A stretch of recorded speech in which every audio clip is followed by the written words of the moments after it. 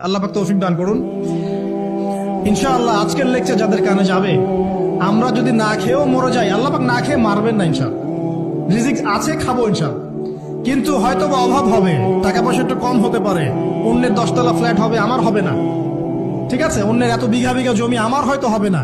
কিন্তু ইনশাআল্লাহ তাআলা এই যে দুনিয়ার মুসাফিরের জীবনটা, এটা মুসাফিরের জীবন না, মুসাফিরের জীবনটা কেটেই যাবে ইনশাআল্লাহ। কাটবে না? যে কোনো ভাবে কেটে তো যাবেই ইনশাআল্লাহ।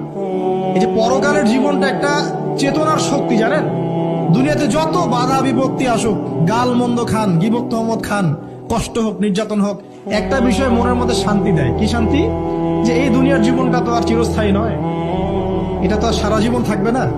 ইনশাআল্লাহ এই অবস্থা আস্তে আস্তে পরিবর্তন হয়ে যাবে। ফাইন্না মাআল উসরি ইউসরা, পরকালে ইনশাআল্লাহ পাবো। দুনিয়াতে না পেলে কি হয়েছে, পরকালে পাবো ইনশাআল্লাহ।